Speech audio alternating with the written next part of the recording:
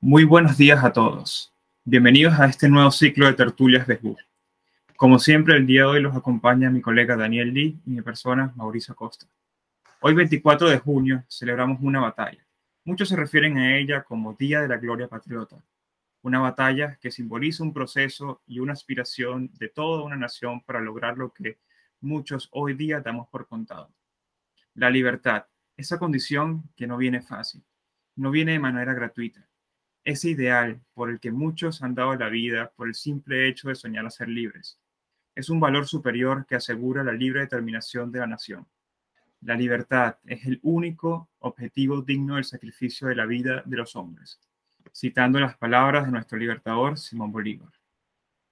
Estos ideales fueron los que estuvieron presentes en el campo de batalla aquel 24 de junio de 1821, en la batalla de Carabobo, una de las principales acciones militares de la Guerra de Independencia de Venezuela, una batalla decisiva para la posterior expulsión definitiva de las tropas españolas de nuestro país. Hoy nos acompaña una persona de alta reputación, altamente reconocida por sus conocimientos de historia en Venezuela, un estudioso y un apasionado de la historia, profesor Cipriano Heredia, abogado de la Universidad Central de Venezuela, máster en Economía Política Internacional, máster en Ciencias Políticas, ambas de la Universidad de Manchester, en Inglaterra. Profesor de pregrado y posgrado de la Facultad de Ciencias Jurídicas y Políticas de la Universidad Central de Venezuela, desde 1999. Jefe de la Cátedra de Economía Política, además productor y conductor del canal de YouTube Hablemos de Historia BZLA, Historia de Venezuela, con más de 3.700 suscriptores. Profesor Heredia, muchas gracias por aceptar nuestra invitación y tomar parte de su tiempo para presentar su ponencia para todos el día de hoy. Muchas gracias por estar aquí con nosotros. Bienvenido. Mauricio, muchas gracias a ti y a todo el equipo que te acompaña de Tertulias Venezolanos en Hungría. Para mí es un placer. Además, estoy gratamente sorprendido que estén tan bien organizados. Y bueno, no sé cuántos venezolanos en Hungría hay, pero sea cual sea el número, a mí me parece importantísimo realizar este tipo de actividades y estoy sumamente complacido de estar aquí hoy con ustedes. Sí, es así. Aquí en Hungría, a pesar de estar tan alejado de nuestro país, nos hemos estado organizando. La Asociación Civil de Venezolanos en Hungría ha sido una ayuda gigante para nosotros, nuestra estadía en este país. Bueno, como siempre, como todo en esta vida, ya esta es una frase repetida en tertulias, ya puede ser inclusive parte de la marca de tertulias de SBU. Vamos a comenzar por el principio. Hoy vamos a hablar de la independencia de Venezuela, la batalla de Carabobo. Hoy, 24 de junio, estamos celebrando esta batalla importante para la independencia de nuestro país. Pero antes de hablar de la independencia, antes de hablar de lo que sucedió, vamos a hablar del por qué sucedió, ese contexto histórico. ¿Cuál fue la situación de la Capitanía General de Venezuela en ese entonces? ¿Cuáles fueron los antecedentes? ¿Existieron pequeños focos de movimientos independentistas antes de lograr la independencia del país? ¿Qué motivos teníamos los criollos del momento, de la época, para poder buscar esta independencia? Sí, muy bien, Mauricio, fíjate. Hay algunos antecedentes directos y algunos antecedentes indirectos, ¿ok? Directos son el hecho de que, por ejemplo, en 1795 se registra una rebelión básicamente de esclavos en la zona de lo que hoy es el estado Falcón y que encabeza un liberto llamado Chirinos, José Leonardo Chirinos, quien siendo hijo de esclavos no lo era, como te digo, era liberto, pero tenía la particularidad de que viajaba con frecuencia a las Antillas. Y en esos viajes tuvo noticias y pudo presenciar personalmente lo que había ocurrido en Haití. Y además, pues tenía también pleno conocimiento de lo que había ocurrido en Francia con respecto a la Revolución Francesa y esos ideales de libertad, igualdad y fraternidad que que soplaban en aquellos vientos y que llegaron hasta estos sitios, ¿no? Así que él, acompañando a un señor de apellido Tellería, se empapa de todo este asunto, empieza a hablar de esto a otros líderes de toda esa esclavitud que había en la zona, y se termina generando un alzamiento, como te digo, básicamente de esclavos, que tuvo un impacto más regional que nacional, pero que sí se tiene como un antecedente de la historia, como un movimiento precursor de la independencia, porque sí tenía ideas republicanas claras, por la inspiración que José Leonardo Chirino tenía de lo que había visto en las Antillas. Luego, entre 1798 y 1799, se da la famosa conspiración de Gual y España. Gual y España eran dos maestros masones, y ahora voy a indicar la importancia que los masones tuvieron en todo este asunto, que venían fraguando una conspiración aquí en Venezuela, a pesar de que aquí no había logias constituidas, pero ellos estaban hermanados por ese lazo, y se encuentran, tienen la oportunidad de articularse con un grupo de prisioneros que habían participado, también masones, en una sublevación en España y que habían sido expulsados de España y traídos aquí. ¿Okay? Y entonces, bueno, Gual España entra en contacto con ellos, ya hay una conspiración en marcha, conspiración en la cual, por cierto, en su inicio se vio vinculado Simón Rodríguez, pero después se apartó de eso. Y bueno, esa conspiración termina siendo develada, se esconden, se tienen que ir al exterior. José María España regresa, Manuel Gual, por cierto, amigo de Miranda. José María España regresa escondido, trata de operar en la clandestinidad, pero bueno, el destino le juega una mala pasada y es descubierto en La Guaira, porque visitaba a su mujer con frecuencia en las noches, y lamentablemente para él, porque terminó siendo su desgracia, su mujer salió en estado, todo el mundo se dio cuenta, y a pesar de que ella trató de negarlo y hacerse pasar por infiel, pues nadie le creyó y simplemente le montaron una cacería a José María España hasta que fue detenido, juzgado, ejecutado y desmembrado, y sus diversas extremidades colocadas en diversos sitios entre La Guaira y Caracas para escarmiento de todos los conspiradores, ¿no? Y finalmente, entre los antecedentes directos está, bueno, la propia expedición de Miranda, a lo cual le voy a dedicar un poquito más de tiempo, porque esto no es una cosa casual. Miranda tenía años, décadas pensando sobre el tema de la liberación de América Latina. ¿Okay? Y no solamente era un ideal de un tipo visionario que no pasaba del plano de un romanticismo, etcétera. No. Miranda se manejó con esta idea desde 1780 y pico, 90, habló con gobernantes de muchos lados del mundo, entabló una relación intensa con el gobierno británico, particularmente con el primer ministro William Pitt.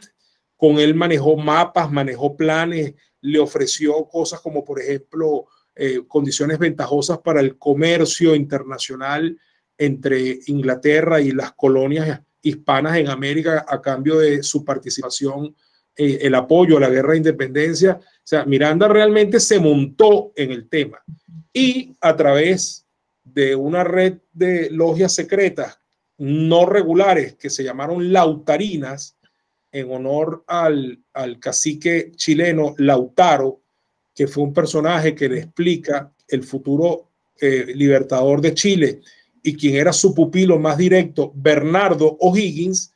Miranda crea en su propia casa lo que se llama la Gran Reunión Americana, donde empieza a reclutar jóvenes latinoamericanos que llegan a Londres, pero crea una red, una vasta red de logias que, como te digo, se llamaban lautarinas, y que van a estar desde México hasta Chile, y en Europa va a haber incluso algunas en España, en Francia y en Inglaterra fundamentalmente. Por esas logias pasaron José de San Martín, Simón Bolívar, el propio O'Higgins, que ya lo acabo de nombrar, que era incluso alumno directo de Miranda, etcétera, etcétera. Casi todos los que van a ser los futuros libertadores de América pasaron por las manos de las logias lautarinas, hayan tenido relación directa con Miranda o no.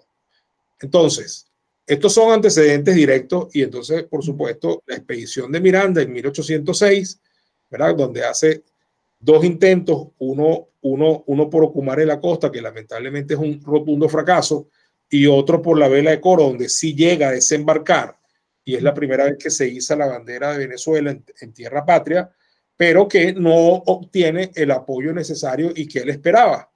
Venezuela no estaba lista en realidad para eso, América Latina no lo estaba en general, ¿no? Entonces, esos son tres movimientos precursores directísimos de Venezuela que no hay que perder del mapa y siempre hay que tenerlos presentes. Ahora, un hecho externo es el que termina decidiendo las cosas. Y ese hecho externo es lo que ocurre en Bayona en 1808, ante la invasión napoleónica a España. Y el rey y su sucesor, Fernando VII, bueno, terminan asumiendo una actitud frente al tema de Napoleón vergonzosa, por decirlo menos. Es decir, el rey y su hijo básicamente abdican a la corona y se rinden a los pies de Napoleón Bonaparte, quien los mantiene en cautiverio un buen tiempo, ¿verdad? Pone a su hermano como nuevo rey, como emperador, como rey, ¿verdad? Y además España le facilita prácticamente el territorio para que la invasión se extienda hasta Portugal. ¿Mm? Esto genera un revuelo tremendo en las colonias americanas porque se crea básicamente un vacío de poder. Es decir, las colonias americanas querían seguir manteniendo su lealtad al rey. En ese momento la idea de la independencia estaba solamente en manos, o mejor dicho, en la mente de estas personas que venían de militar en las logias lautarinas de Miranda. No eran pocas, pero digamos, no era una idea popular, no era un sentimiento que estaba arraigado en el pueblo. Y entonces la circunstancia de Bayona permite empezar a pensar cosas, porque básicamente lo que se decía era, bueno, no tenemos rey y no queremos ser colonia francesa, ni reconocemos a Napoleón Bonaparte como nuestro monarca, ¿no?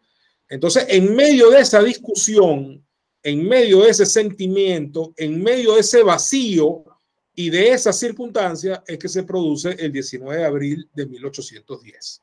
¿Mm? Ante una inmensa de no solamente los venezolanos, sino que va a quedar claro que de todos los criollos latinoamericanos que van a llevarlos a tomar la decisión de que, además influenciada abiertamente por Miranda, quien les escribió a todos después de los sucesos de Bayona, a los ayuntamientos, diciéndole, tomen ustedes el poder, porque en la otra parte del poder reside en los ayuntamientos y gracias a Dios los ayuntamientos están en manos de criollos, entonces asuman ustedes el poder en medio de esta situación que se está presentando. Sí, y creo que es interesante bueno, también añadir que al momento de la capitulación de los reyes de España a Napoleón, se comienza a ver como la realeza española ya no como un todopoderoso, sino como también como esto se puede debilitar, esto es algo que no es el todopoderoso, no es el Dios real, y se comienza a ver una especie de debilidad, ¿okay? Para la corona española. Eso, y que realmente Fernando VII era un personaje lamentable, por decirlo menos. Hubiera dicho cualquier persona de hoy, impresentable, ¿no? O sea, como rey y como un monarca restiado con su causa, dispuesto a defender su corona y sus principios y su legado, realmente dejó mucho que desear, aunque después retomó el poder y después obviamente mandó contingentes e hizo la guerra, pero en la primera de cambio realmente dejó mucho que desear. Es correcto, es correcto. Y como usted menciona allí, ese vacío de poder, el poder no acepta vacíos. Alguien va a buscar siempre tomarlo. Francisco de Miranda fue el primer intento real de lograr una independencia, un movimiento independentista en el país. Profesor Heredia, ya que tenemos ese contexto histórico, vamos a avanzar un poco más en la historia y entrar ya así en la campaña independentista de Venezuela. Vamos a comenzar a hablar de este armisticio de Trujillo en noviembre, en Trujillo en noviembre de 1820. Entre quiénes se hizo ese armisticio, de qué se habló en ese armisticio, cómo fue el proceso de lograr ese armisticio entre estos dos ejércitos. Mauricio, permíteme una licencia, disculpa si esto te distrae un poco o alarga innecesariamente la conversación, pero me parece que hay que necesariamente atar 1810 con 1820, porque es un brinco muy grande, y entonces pasar del primer grito de independencia, como le dicen, aunque no es real, nadie dijo la palabra independencia el 19 de abril de 1810, pero así se le toma historiográficamente. Fue un movimiento donde simplemente el ayuntamiento decidió asumir el poder para cubrir un vacío.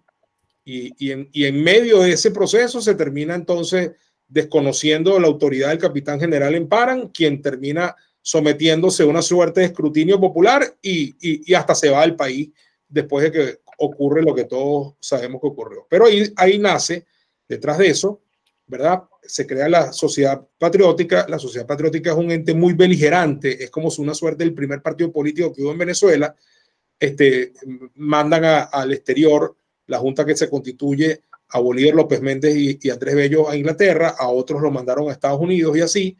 Estos logran convencer a Miranda, sobre todo Bolívar, que regrese al país. Miranda regresa, se instaura el Congreso en 1811, el Congreso en 1811 declara la independencia, hace la primera constitución, que además es la tercera del mundo y la primera de habla hispana. La tercera constitución del mundo es la constitución venezolana de 1811, solamente adelantada por la Constitución de los Estados Unidos y por la francesa, ¿verdad? Pero se pierde la Primera República en medio de un proceso muy polémico que no es el objeto de esta tertulia, pero el cual podríamos hablar más adelante, que es la capitulación de Miranda frente a Monteverde, un hecho histórico muy polémico, y más polémico aún las consecuencias que trajo, que fue nada más y nada menos que la entrega de Miranda por parte de sus propios compañeros de armas, encabezado por Simón Bolívar. Luego nace una Segunda República, que es el nombre con el que se conoce. Mariño invade Venezuela desde Oriente, Bolívar lo hace desde Occidente. Esa campaña de Bolívar se llama la campaña Admirable. Llega a Caracas, retoma el control de buena parte del territorio, pero el año 14 no es tan feliz como el año 13. El año 14 resurgen las fuerzas realistas con mucha fuerza. Hay derrota tras derrota hasta que se llega a la batalla de Urica, que es como el punto final del asunto, y se pierde la Segunda República. Luego viene entonces en 1815 un enorme contingente, por cierto, mandado por Fernando VII, que ya estaba repuesto en el poder, encabezado por don Pablo Morillo. Y por eso era la importancia de llegar aquí primero, antes de hablar de 1820.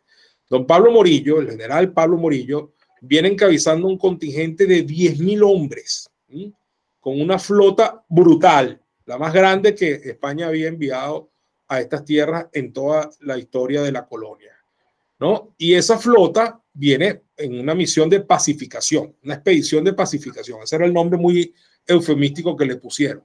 Y el destino era el Río de la Plata, porque consideraban que era necesario empezar por allí.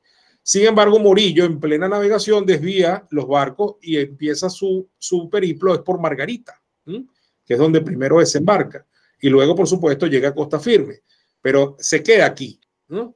Y aquí, por supuesto, va expandiendo, se llega a la Nueva Granada, etcétera y tal, pero empieza a liderar él directamente la guerra aquí, en Venezuela, y después en la Nueva Granada. Y entonces, Bolívar, que en ese momento está en las Antillas, que se ha tenido que ir desde 1814, expulsado por Rivas, por cierto, un interesantísimo capítulo de nuestra historia poco conocida, que Rivas y Piar desconocieron a Bolívar y a Mariño como jefe supremo y los expulsaron del país en septiembre de 1814.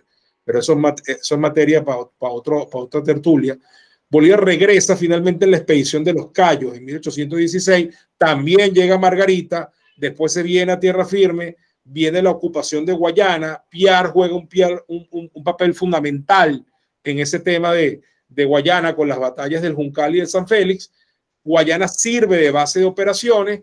Viene un episodio muy oscuro en la vida del Libertador, que es el fusilamiento de Piar, pero lo cierto es que Guayana se convierte en la gran base de operaciones para plantearse la etapa final de la independencia, que hasta ese momento lo que había era sufrir una serie de altibajos brutales. A veces se había estado bien y de repente estaba muy mal. Había ganado territorio y 2 meses después no tenía nada de lo que había conquistado. Y un detalle, la causa de la independencia no era popular. En el pueblo no había un deseo general de independencia. La independencia era básicamente un deseo de las clases mantuanas, de las clases más pudientes de la sociedad, y se mantuvo así más o menos hasta ese año 16-17, cuando Bolívar encuentra la forma real de empezar a hacer de la independencia un proceso popular, un anhelo de la gente, y empieza a crear la idea de la venezolanidad, de la independencia y de esa República de Colombia, que es lo que termina siendo la fusión de la Nueva Granada con Venezuela. Viene la campaña del centro, 1818, después Bolívar decide irse a liberar la Nueva Granada antes de terminar con la independencia de Venezuela, lo logra, son decisivas las batallas del Pantano de Vargas y de Boyacá, y en 1820 lo tenemos de nuevo en Venezuela, concretamente en Trujillo, atendiendo una entrevista pactada con nada más y nada menos que don Pablo Morillo. ¿Por qué se da esta entrevista? Bueno, sobre esto hay varias visiones. La primera es que Morillo se dio cuenta perfectamente del potencial que había aquí, que no éramos unos indios con arcos y flechas luchando contra los bravos conquistadores españoles, sino que aquí había gente muy pensante, gente que estaba muy clara en sus objetivos, que había un liderazgo claro en cuanto al tema de la idea de la república, que había jefes militares de la talla de Bolívar y de Sucre en lo estratégico, en lo político, de que había guerreros como Páez, que lo derrotó 1000 veces en todas las acciones militares en las que se enfrentaron en los llanos de Venezuela. De hecho, no en balde, cuando Morillo regresa a España y el rey de alguna manera le hace una suerte de reclamo, la respuesta de Morillo es: denme 100.000 llaneros y me pasearé en su nombre por toda Europa. Por lo cual le está diciendo, bueno, es que los llaneros no son unos guerreros normales, ¿no? Y esa lección se le había dado, era básicamente Páez, ¿no? En todos los encuentros que tuvieron los ejércitos de Morillo y los de él en los llanos venezolanos, ¿no? Y por supuesto, buena parte también de lo que pasó en la Nueva Granada. Ahora, ¿a qué voy? Unos dicen que esta fue la forma que Trujillo encontró de salirse del rollo. Es decir, esta guerra se va a perder, estos tipos no son ningunos loquitos, Bolívar es un tronco dirigente, es un tipo excepcional, lo dejó a llegar por escrito, la impresión que tenía de Bolívar, la tremenda impresión que se había llevado de Bolívar, diciendo básicamente: este tipo es la revolución, es un luchador incansable, es un tipo con ideas, es un tipo que sabe lo que está haciendo, etcétera. La otra versión, que está además muy documentada, más allá de si Morillo tenía la intención o no de ya entregar el testigo e irse bajo la convicción de que no iba a ganar la guerra y se quiso evitar ser él el que recibiera la derrota, que eso es posible, pero lo cierto es que lo otro, y aquí pongo máxima atención y pongo el énfasis, la otra tesis es que efectivamente el armisticio y el tratado de regularización de la guerra eran un paso exploratorio en función de encontrar la paz por la vía de un acuerdo. Esto suena a mentira, suena a que eso no era posible. A un sueño. ¿no? A un sueño, a algo que van a... No, pero sí fue así, en el sentido de que aquí había 2 comisionados del rey que vinieron básicamente a negociar la paz. Bolívar y Trujillo hablaron de paz, y de hecho la firma de estos acuerdos son básicamente una suerte de pasos, pues, en función de lograr ese objetivo de que la guerra pudiera terminar a través de un acuerdo, de un tratado de paz. ¿Ok? Eso se firma en Trujillo en noviembre de 1820. Morillo sigue su camino y termina embarcándose para España en diciembre de 1820. ¿Ok? A mediados, finales de diciembre de 1820. Creo que irónicamente el 17 de diciembre de 1820, es decir, el mismo año que moriría el Libertador 10 años después. Creo, irónicamente. Y Bolívar, con su Estado Mayor, en Trujillo, bueno, acá, ahí vimos algunas, van a ver algunas imágenes de ese abrazo histórico que está inmortalizado con una estatua en Santa Ana, ¿verdad? Bolívar reúne su Estado Mayor, entre los cuales está el mariscal Sucre, todavía no mariscal Sucre, pero el ya general Antonio José de Sucre, y les pide que diseñen un plan operativo, porque a pesar de que acaba de firmar un armisticio, lo acaban de firmar sus delegados, Sucre entre ellos, él no confía mucho en que esto vaya a ser posible. Y entonces le dice, bueno, miren, antes que nos separemos y tal, porque por ejemplo Sucre se iba para el sur, Sucre no participó en la campaña de Carabobo, como todos sabemos, ni estuvo presente en la batalla, pero le dice, por favor dejen un plan hecho, un plan para, por si acaso hay que retomar las hostilidades, que esto no nos vaya a agarrar desprevenido. Todos presentan sus planes, pero el que tiene el mayor consenso y el apoyo militante de Bolívar es el que presenta Sucre. Y Sucre es quien deja las líneas gruesas de lo que unos meses después va a terminar siendo la campaña Carabobo. ¿Cuáles son esas líneas gruesas? El Libertador debe concentrar la mayor cantidad de fuerzas posibles en el centro del país, uniendo a él lo que tengan los generales Cedeño y otros, en los llanos, mejor dicho, porque el Libertador estaba en Trujillo, en los llanos occidentales, tomando en cuenta la fuerza considerable que tiene Páez en Apure, etcétera, y debe mandar a hacer un par de maniobras distractivas por los flancos de la torre, que es quien quedaba al mando del ejército realista, para que la torre no sepa bien por dónde es que lo van a atacar y tenga que dividir sus fuerzas. La torre estaba básicamente ocupando el centro del país, pero el centro expandido, es decir, no solamente donde estaba Carabobo hoy en día, sino también ocupaba Aragua, ocupaba Caracas, ocupaba Cojedes, ocupaba Yaracuy, etcétera, ¿no? Lo que es hoy Yaracuy, Falcón, Maracaibo, que todavía era provincia no republicana, etcétera, ¿no? Entonces, ese proceso es muy interesante porque Bolívar les pide a ellos que dejen este plan hecho y Sucre traza las líneas gruesas de lo que sería el plan de Carabobo, en este sentido que te acabo de decir. ¿Qué es lo que hace que se rompa el armisticio y se retome la guerra? Dos cosas. Una es un hecho y la otra es una falta de entendimiento. El hecho ocurre en Maracaibo en enero de 1821. Maracaibo, que era una de las provincias que no se había sumado al movimiento el 19 de abril, que no se había incorporado al Congreso en 1811, que no había firmado nadie en su nombre en la Constitución de ese año, y que no se había incorporado a la guerra en ningún año de la misma, ¿verdad? De repente el gobernador de la provincia entra en unas conversaciones secretas con Urdaneta. El gobernador, por supuesto, era una autoridad realista, pero era nacido en Venezuela. Y entró en unas conversaciones con Urdaneta y le dejó el terreno libre para que el ayuntamiento de Maracaibo hiciera lo mismo que habían hecho todos los demás ayuntamientos en 1810. ¿Ok? Y entonces viene un pronunciamiento a finales de enero de 1821 donde Maracaibo se declara independiente y se suma a la causa de la República de Venezuela. Eso es importantísimo. Por supuesto, entonces viene el reclamo airado de la Torre a Bolívar, todo esto mediante cartas, por supuesto, que se intercambiaban. Es muy interesante leer todas esas cartas.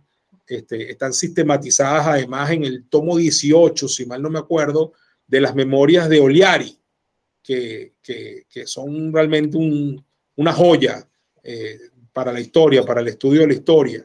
Y ahí está todo ese cruce de correspondencia de Bolívar con De la Torre durante los primeros meses del año 21.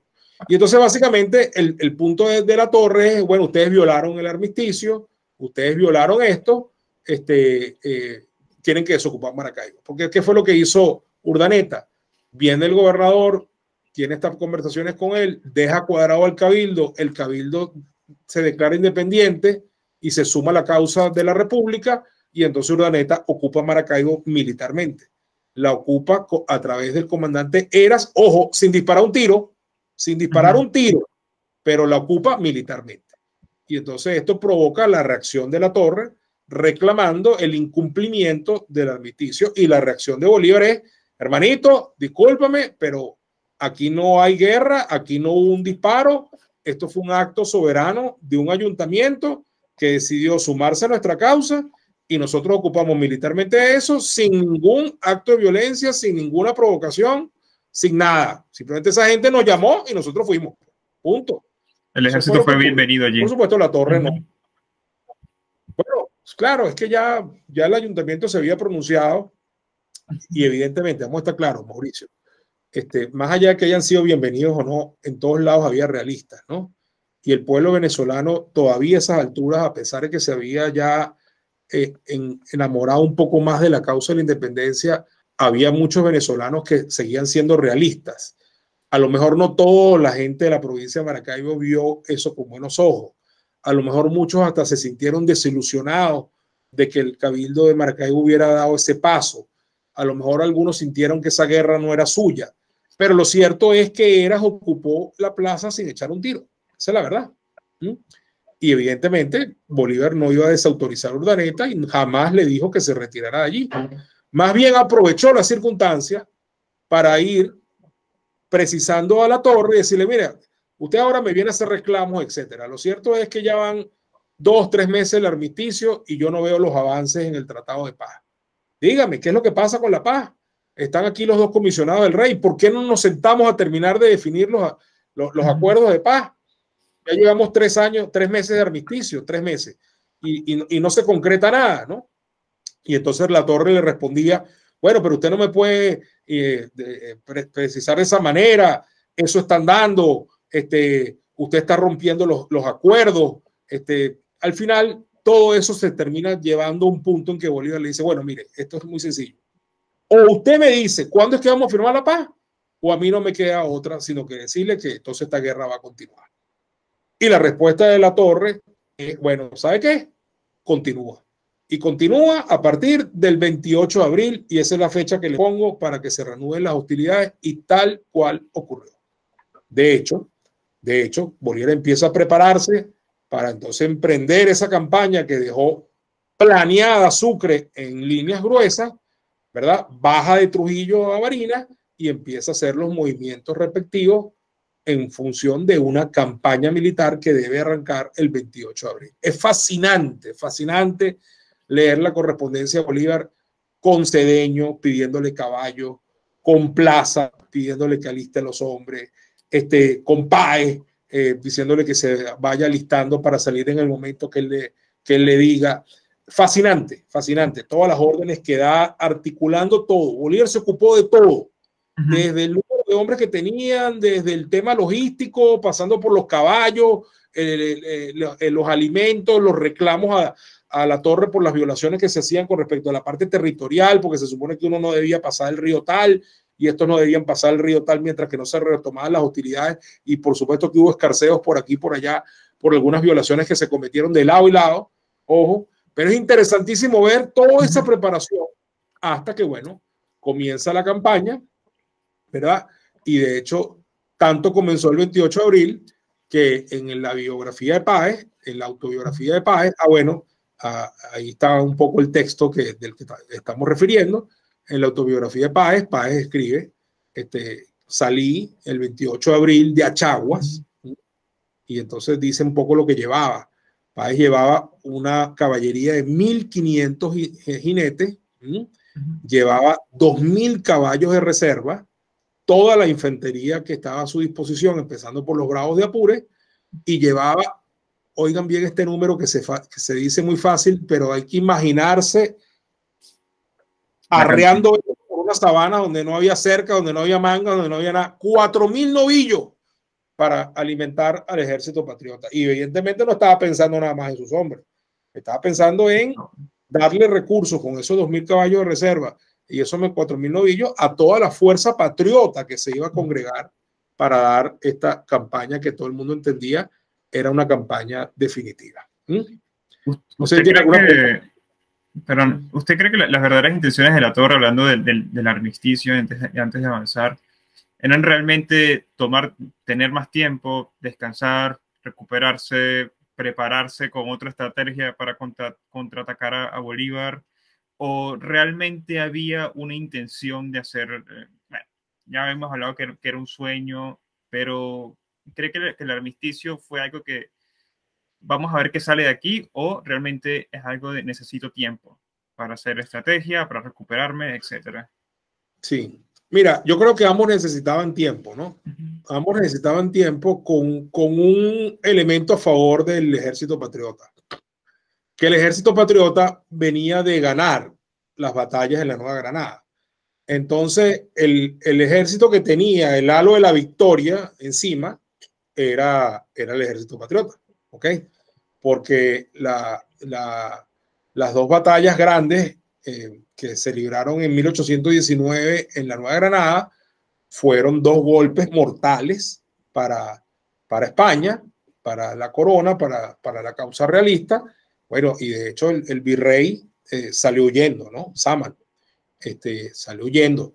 Y eso, por supuesto, fue una victoria demasiado importante para la causa independentista encabezada por Bolívar, que ya en ese momento sí era reconocido por todos como el jefe supremo y de hecho como tal ostentaba. Era la máxima autoridad desde todo punto de vista, ¿no? Y bueno, luego el Congreso Angostura y todo lo demás, pues ya tenía incluso rango pues de jefe de Estado, aunque la República ya se crea en 1821 con la Constitución de Cúcuta, la República de Colombia, de la cual Venezuela es un departamento, ¿no? Bien, el tema entonces es que Bolívar arranca de Barinas, manda a llamar a Páez, Páez arranca el 28 de abril de Achaguas. Cuando llega a Barinas se encuentra un mensaje del Libertador de que lo espera en Guanare. Efectivamente, el Libertador hizo bastante tiempo en Guanare, es el sitio donde más estuvo detenido en toda la campaña. Estuvo prácticamente toda la segunda quincena de mayo de 1821 esperando a Páez en Guanare. Ahora, Páez venía en aquella marcha que ustedes se podrán imaginar, 3.500 caballos andando con 4.000 novillos y un ejército a pie gigantesco de miles de hombres. Ustedes se podrán imaginar lo que era aquello, ¿no? Caminando por las sabanas de Venezuela, atravesando ríos, etcétera, etcétera, etcétera, ¿no? Finalmente, en Guanare, cuando Páez finalmente llega, hay otro mensaje que lo espera en San Carlos, y finalmente donde se vienen a encontrar es en Tinaco. Al mismo tiempo, a la par que está ocurriendo esta marcha donde Bolívar va adelante y Páez va atrás, para finalmente encontrarse en Tinaco, Bolívar ha girado instrucciones en el sentido que le propuso Sucre. Le ha ordenado al general Bermúdez, el gran Bermúdez, que habían sido incluso enemigos personales, y llegaron a retarse a duelo y cosas de esas, pero digamos habían hecho las paces, y como ya digo, Bolívar ya era reconocido por todos los que le habían disputado el mando hasta 1817, ya era reconocido por todos como el jefe supremo. Le ordena a Bermúdez que haga un movimiento distractivo por el oriente y que se venga de Barcelona hacia Caracas. Y Bermúdez cumple su misión con una audacia y una determinación increíble, ¿no? Y se viene de Barcelona hacia Caracas y hay varios combates a lo largo del camino y varios combates en los valles del Tuy y en Guarenas, Guatire, etcétera, hasta que incluso hay una pelea en Caracas, una batalla en Caracas el 23 de junio de 1821. O sea, Bermúdez cumplió su rol totalmente. ¿Cuál era la idea de ese movimiento? Hacer que la Torre tuviera que enviar una parte de su ejército a enfrentar a Bermúdez y con eso debilitarlo en el centro, que era donde estaba acantonado con un contingente más o menos de 10.000 hombres, ¿no? Antes de que empezaran estas maniobras distractivas. El Libertador le venía ganando terrenos desde Occidente, cada vez la Torre tenía que echarse más atrás, pero él llegó a estar en Carabobo plantado con 10.000 hombres. Muy bien. Y la otra maniobra distractiva se la encarga Urdaneta para que en el occidente haga lo mismo, que trate de tomar, que parta de Coro. Urdaneta estaba entre Maracaibo y Coro, que vaya a Barquisimeto, que Barquisimeto trate de acercarse a San Felipe y si puede tome Valencia, ¿no? Esas son básicamente las instrucciones que le da el Libertador.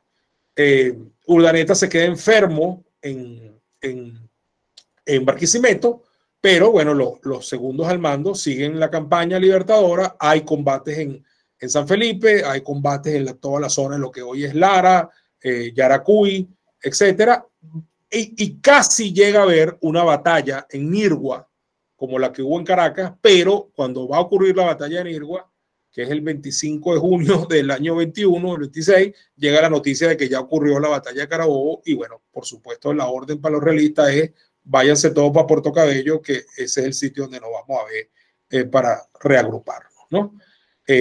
Bueno, finalmente en Tinaco se unen Bolívar y Páez, más o menos con un ejército conjunto de unos 6.000 hombres, eso es más o menos el contingente, y bueno, nada, el Libertador decide darle batalla a La Torre, quien por cierto intenta un último truco, a ver si logra un poco frenar el asunto, le manda un emisario a Bolívar, Bolívar lo recibe muy bien, lo invita a la mesa y dice que viene a proponerle a Bolívar un nuevo armisticio. Y Bolívar le plantea que, bueno, que como que ¿por qué? Pues, ¿no? Entonces, bueno, no, el hombre empieza a darle razonamientos, excusas y tal, y realmente lo que venía a enterarse el hombre era realmente si el emisario de La Torre era si realmente Páez había llegado o no, porque el plan de La Torre era, bueno, si Páez no ha llegado, yo ataco a Bolívar antes que llegue Páez. Si Páez ya llegó, mejor me quedo quieto y espero que Bolívar venga a atacarme y yo tomo las mejores posiciones.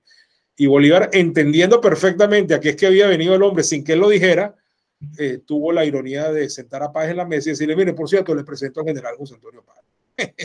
Con lo cual, por supuesto, el emisario se quedó loco, y bueno, volvió con la mala noticia al campamento realista, y entonces La Torre hizo lo que hubiera hecho cualquier jefe militar racional, habiendo tenido que mandar más de 2.000 hombres a enfrentar a Bermúdez en Caracas, y habiendo tenido que mandar más de 2.000 hombres a enfrentar las tropas de Urdaneta por el occidente, La Torre lo que hizo fue concentrar lo que le quedaba, un ejército muy parecido al de Bolívar, y tomar las mejores posiciones en el mejor sitio posible y esperar a Bolívar. Bueno, y eso terminó ocurriendo el 4 de junio de 1821, como todos sabemos. Correcto. Eso es, bueno, ahí ya estamos tocando el tema que quería también hablar sobre una ponencia que estuvo usted, empieza en Trujillo y termina en Puerto Cabello. ¿Okay? Esto, estamos hablando de que la independencia de Venezuela no fue solamente una batalla, la independencia de Venezuela es un proceso, la independencia de Venezuela fue un periodo de luchas, de batallas. ¿Okay? Vamos, ya entrando en la batalla, o mejor dicho, antes de entrar en la batalla de Carabobo o continuar hablando de la batalla de Carabobo, a mí me gusta poner en contexto, y parte del contexto es conocer a las personas que se vieron involucradas. Ya hemos mencionado, bueno, usted ha mencionado a De la Torre, ha mencionado a Pablo Morillo, hablando del ejército realista, hablando del ejército patriota, tenemos a Bolívar. Quisiera saber o conocer más a De la Torre y a Pablo Morillo. Por ejemplo, ¿por qué Pablo Morillo decidió enviar o mandar los barcos en vez de ir al Río de la Plata como era planeado? ¿Por qué decidió ir a Venezuela? ¿O cuáles eran los planes de La Torre para Venezuela? ¿Qué quería realmente lograr o conservar la Capitanía General de Venezuela? ¿Cuál era el plan de Bolívar, okay, para post-independencia de Venezuela? Okay. Es conocer un poco de qué pensaban estos personajes de la guerra, cómo era su manera de ser. Sí. Mira, Morillo claramente tenía la misión de venir a sofocar la revolución, ¿no? La revolución independentista que había aprendido en toda América Latina, ¿no? Toda la América Latina hispana, ojo, evidentemente Portugal y sus colonias, que no eran ninguna tontería, nada más y nada menos ocupando todo el territorio de lo que es Brasil hoy en día, era otra cosa, ¿no? Y por supuesto en las Antillas y en todo el Caribe había todo tipo de islas que no eran españolas, como lo sabemos, ¿no? Algunas eran colonias inglesas, otras eran colonias francesas, otras eran colonias holandesas, etcétera, ¿no? Pero la misión de Morillo era básicamente atajar el movimiento independentista en América del Sur. Y efectivamente su primer destino, por lo menos el destino planificado, era llegar al Río de la Plata. ¿Por qué Morillo decide desviar la expedición hacia Venezuela. Bueno, evidentemente ahí habrá detalles que nadie conoce, pero es obvio pensar que Morillo dijo, bueno, primero dos cosas, ¿no? Primero, esto me queda a mitad de camino. Llegar a Río de la Plata en estos barcos requiere de una logística, de una cosa para la cual vengo preparado, pero si me paro aquí en Margarita, que era en ese momento, todavía no tenía el nombre Nueva Esparta, y además atajo esta cosa aquí en Venezuela, pues probablemente me va a ir mejor porque, entre otras cosas, voy a ahorrar muchos recursos, ¿no? Y además me voy a poder reabastecer de una manera importante. Venezuela en ese momento estaba relativamente quieta cuando Morillo desembarca en 1815, pero se va a dar cuenta muy pronto de que estaba aparentemente quieta, pero que había un movimiento interesantísimo, ¿no? De hecho, Morillo de alguna manera se obsesionó con Margarita. Se obsesionó con Margarita. De hecho, cuando ocurre la batalla de Matasiete, Morillo rodea con los barcos la costa y cañonea intensamente tierra adentro para tratar de ablandar a los margariteños. Bueno, y esto le dieron una pelea formidable en esa batalla que terminó siendo una batalla heroica, donde incluso los héroes de esa batalla, bueno, todo el mundo conoce algunos, pero hay otros que son poco conocidos en la historia de Venezuela o menos conocidos. El general Francisco Esteban Gómez, por ejemplo, ¿no? Y Francisco Esteban Gómez demostró en esa batalla ser, bueno, un guerrero insigne, ¿no? Por ejemplo, ¿no? Pero lo cierto es que al final, bueno, Morillo se queda aquí y ahí es donde empieza a descubrir muchas cosas, como por ejemplo el poderío, la importancia que tenía la guerrilla que dirigía Páez en los llanos de Venezuela. Páez, un caudillo natural, un tipo que no era ningún analfabeta ni de origen de peón como lo han querido presentar. Páez era hijo de un funcionario del estanco del tabaco en Guanare, que había sido monopolio de la compañía guipuzcoana. Páez fue un hombre que recibió educación de la mano de una maestra junto con otros niños en Guama, hoy en el estado de Yaracuy, Páez era un tipo hábil que terminó de peón por una circunstancia de la vida, por haber asesinado a un hombre en una montaña en defensa propia, unos ladrones que lo quisieron robar por echón, por haber tirado toda la moneda que traía sobre un mostrador. Y bueno, tuvo que empezar a huir y terminó en una finca en el Hato de la Calzada de don Manuel Pulido en Barinas siendo peón, pero Páez era un tipo hábil.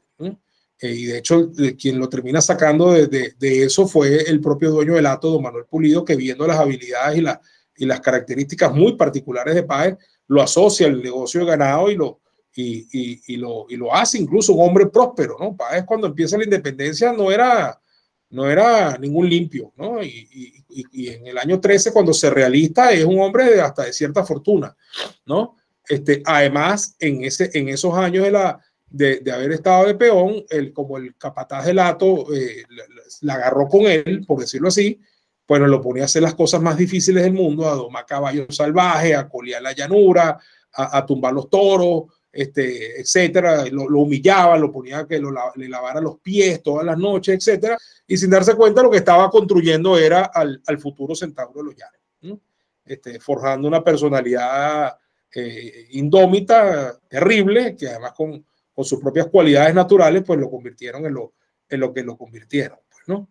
La Torre era un militar de altísima graduación, sucedió a Morillo sin discusión alguna porque era el que le tocaba. Yo diría que era un tipo con muy buenos quilates. Sin embargo, bueno, La Torre es el mismo que derrota a Piar unos años antes en San Félix. Es a La Torre quien derrota, ¿no? Pero bueno, era el militar de más alta graduación y a quien le correspondía dirigir el ejército del rey.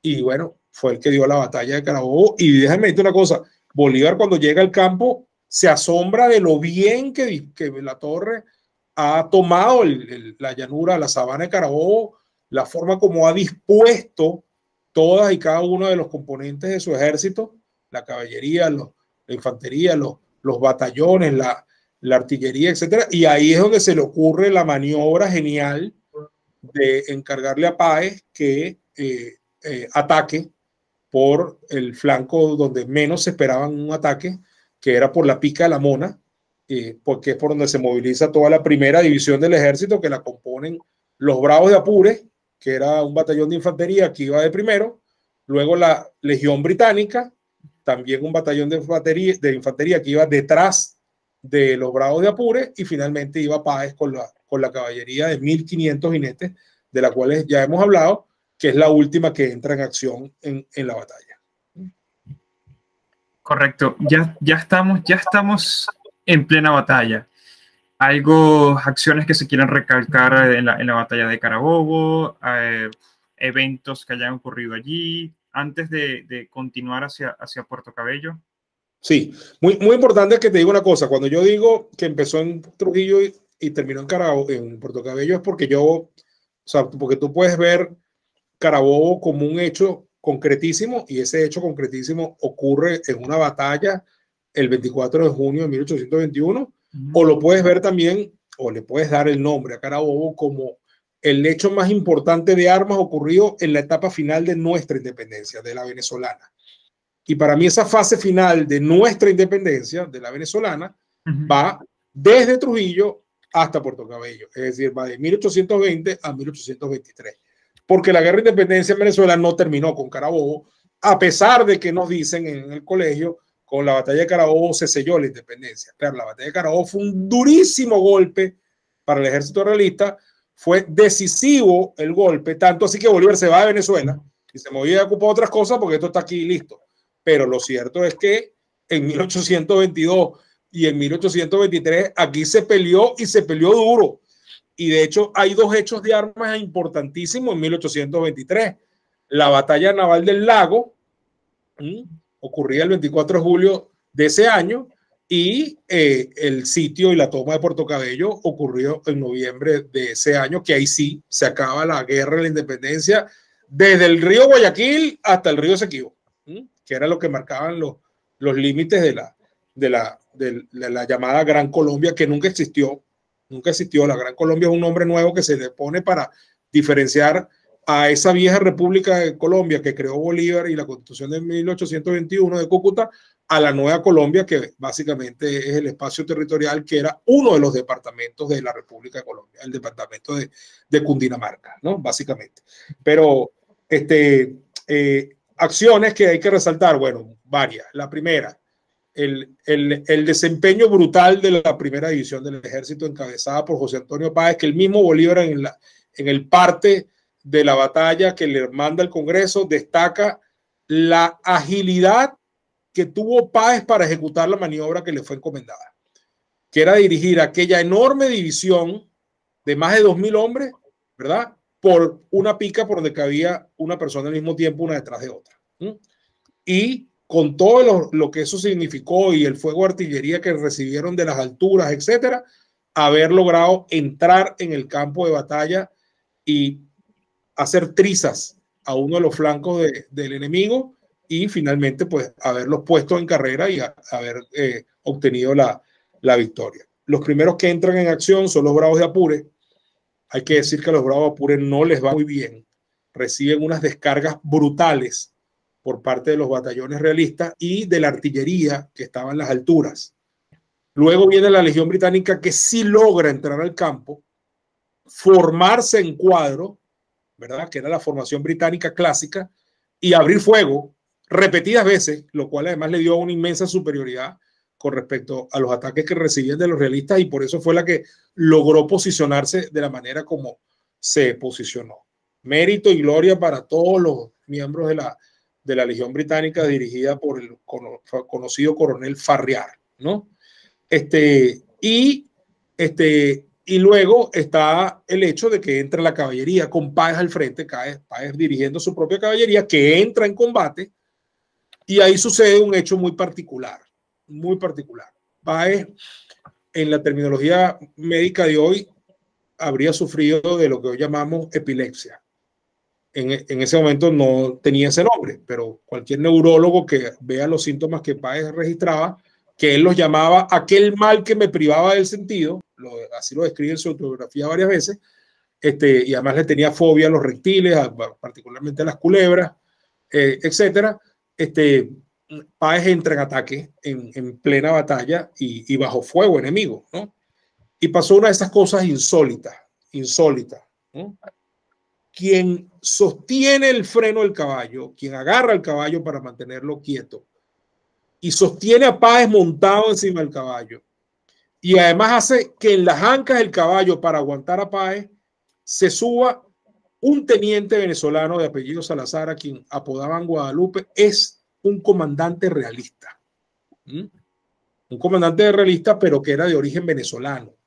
Algunos dicen que era de Cogé, otros dicen que era del Guárico. Lo cierto es que quien salvó a Páez fue el comandante Antonio Martínez. Y era realista. Y puso a Páez a salvo del fuego de sus propios compañeros de armas. Y lo salvó. Tú me preguntas a mí, ¿por qué lo hizo? El mismo Páez se hace la pregunta en su autobiografía y dice, yo no tengo respuesta. Nunca supe las razones que motivaron a Fernández a salvarme.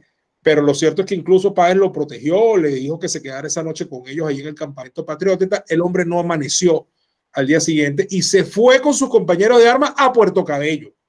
Por supuesto que ya no le habrá dicho a nadie que él salvó a Páez, pero eso fue lo que ocurrió. Y bueno, es un hecho insólito. Páez salvado en medio de la batalla de Carabobo por un comandante realista. Es un hecho insólito, ¿no? Por sus propios enemigos, claro. Sí, claro, por un comandante. Dígame. Y Páez, luego él con favor se paga, él indultaría, ¿no? A este realista que lo salvó más adelante al terminar la guerra. Sí, pero fíjate que ahí pasa una cosa de esas complicadas, porque al final yo no encontraba, a lo mejor existe y yo no lo he visto, ¿no? Porque yo no me lo he leído todo, ni lo sé todo, pero yo no he podido encontrar ninguna referencia al comandante Antonio Martínez después de que Páez le da el indulto, porque, como les digo, en 1822 ocurrieron muchos eventos, muchas acciones bélicas, ¿no? Y en una de ellas, el comandante Antonio Martínez cae preso. Y cuando Páez se entera de que Martínez es uno de los prisioneros que los patriotas tienen bajo su custodia, inmediatamente gira unas órdenes mientras él se traslada un poco más cerca de los hechos, porque ahí había un foco operando importante que Morales, que es nominalmente el último capitán general que tuvo los realistas en Venezuela, a pesar de que ya estaban reducidos a Puerto Cabello, básicamente. Morales intentaba recurrentemente invadir por los llanos, ¿no? Hasta que decide irse a Maracaibo, y ahí es donde provoca toda esta situación de la batalla del lago. Pero en 1822 estuvo insistiendo una y otra vez en desembarcar por Morón o en hacer intentos de subir de Puerto Cabello a Valencia, y en uno de esos combates es que cae prisionero el comandante Antonio Martínez. Páez envía un indulto, pero resulta ser que el emisario de Páez es interceptado, lo matan y le quitan el indulto. Entonces, yo no sé a ciencia cierta qué pasó con Antonio Martínez. No lo sé. Lo que sí sé es que siguió luchando con el ejército realista, por lo menos hasta esa acción. ¿Qué habrá pasado con él después de eso en concreto? No lo sé.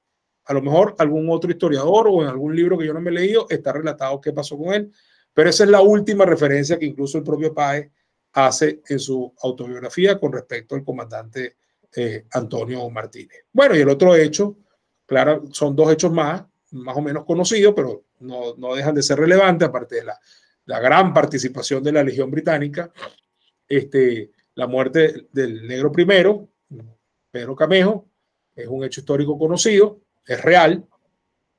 Bolívar mismo lo sintió mucho porque ya lo había conocido, había tratado con él, y dijo que le hubiera gustado presentarlo en Caracas. Así mismo lo escribe.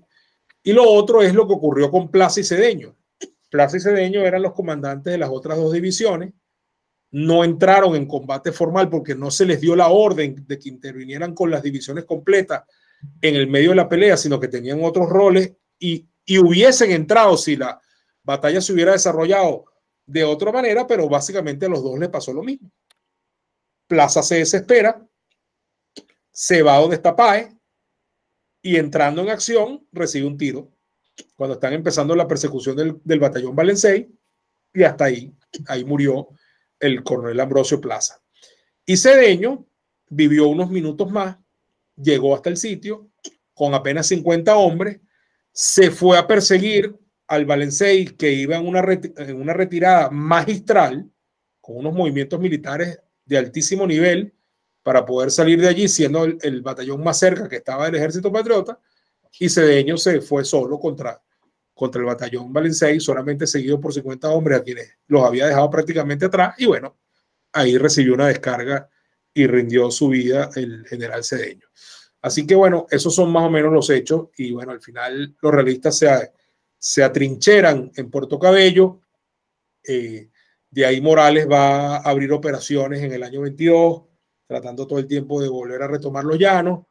Finalmente decide emprender la llamada campaña de Occidente, toma Maracaibo, pide refuerzos, los refuerzos le llegan, llega un almirante llamado Laborde con una flota, y bueno, Santander, que está al mando en Bogotá, porque Bolívar ya había emprendido la campaña del sur. Bolívar el año 23 estaba en el Ecuador, ¿verdad? Ya por casi tomar camino para Perú.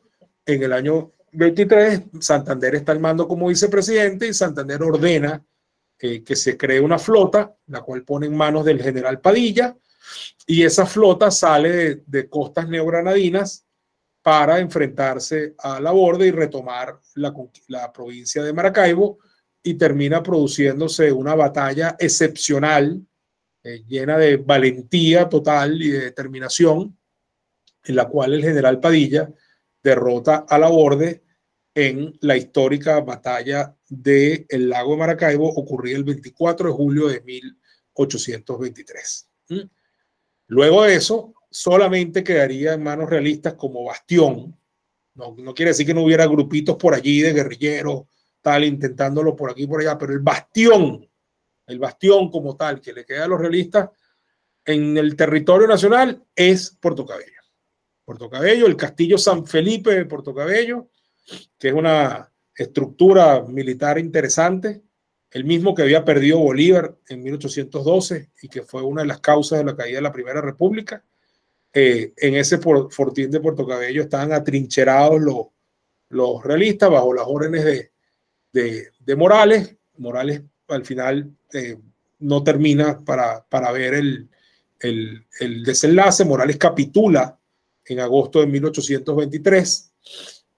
Y bueno, ahí queda el resto del ejército realista, y finalmente Páez, primero Mariño, en septiembre de 1823, establece las líneas gruesas del sitio. Ya había sido intentado sitiar Puerto Cabello sin éxito unos meses antes, pero el sitio final lo comienza Mariño en septiembre del año 23 y lo termina de ejecutar José Antonio Páez, quien con una acción de estas de película logra ponerle fin a este asunto con una intervención de un ejército prácticamente desnudo que entra al borde del castillo por un manglar de noche, y bueno, sorprende a los enemigos en una acción conjunta donde todos los demás hicieron movimientos estratégicos para tomar posiciones importantes, apoderarse de las baterías del príncipe y la princesa que estaban en los alrededores de la plaza.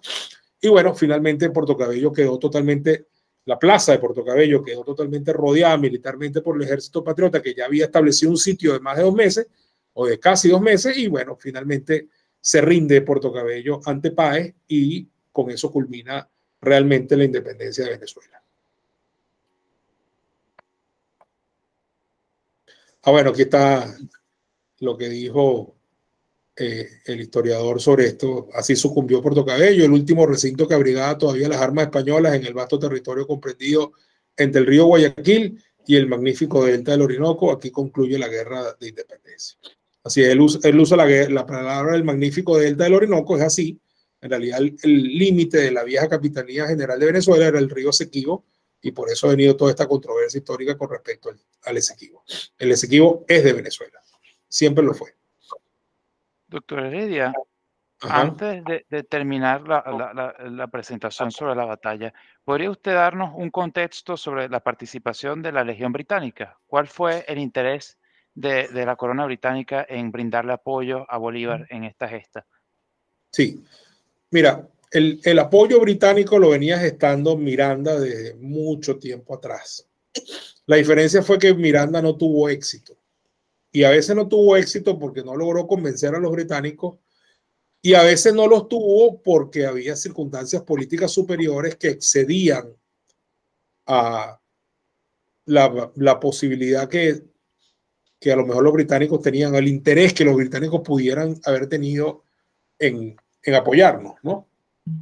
¿Y cuáles eran esas circunstancias superiores? Por ejemplo, bueno, cuando Napoleón y Francia se convirtieron en un enemigo común, entonces Inglaterra le dijo a Miranda, bueno, viejo, ¿cómo te voy a apoyar yo a ti a una guerra con España cuando España es mi aliado en la guerra contra Francia? Es decir, yo no, ahí aplicó un poco el tema del enemigo de mi enemigo es mi amigo, pues, ¿no? Entonces, obviamente Inglaterra no iba a hacer absolutamente nada en contra de España mientras que ambos estuvieran enfrentando a Napoleón, ¿no? Bolívar siguió trabajando mucho ese apoyo. López Méndez y Bello, que quedaron en Inglaterra, fueron muy activos en seguir cultivando el apoyo inglés.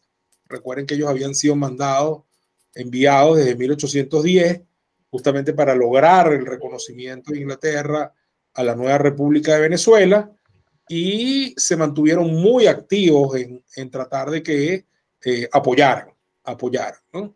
Al final, entre el final de los años 16, sobre todo el 17 e incluso el 18, empiezan a llegar contingentes llamados en genérico la Legión Británica, porque el grueso de lo que venía eran británicos.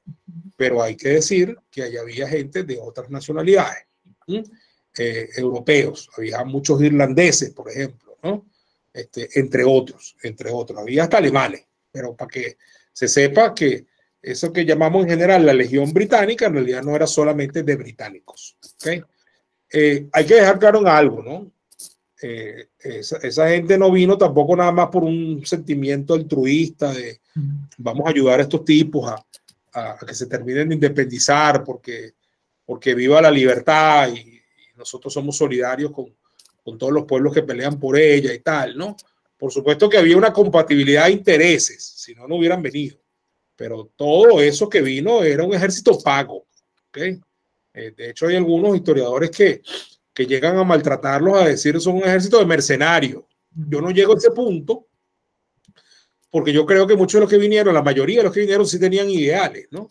Y para mí ahí hay una diferencia importante, aunque te paguen, entre las razones que realmente te mueven. Obviamente el pago era importante porque nadie vive del aire, pero digamos que en la mayoría de los que vinieron sí había algo de ideales en cuanto a la causa para la cual estaban peleando. Y veían en los españoles un enemigo a vencer, ¿no? De hecho, habían sido sus propios enemigos en las guerras anteriores. Pero vamos a estar claro que eran básicamente un ejército extranjero pago. ¿Okay? Pago. O sea, se le pagó lo que había que pagarle para que vinieran a pelear, ¿no? Entonces, digámoslo así, resumamos la respuesta en esto. Había una larga trayectoria trabajando el apoyo inglés y que además se terminó consolidando por un tema de que había terminado la guerra con Francia, había sido derrotado Napoleón y además había una causa común contra España que digamos, era un punto de unión y bueno, y además se les contrató y se les pagó porque había los recursos para eso. Gracias, doctor Heredia.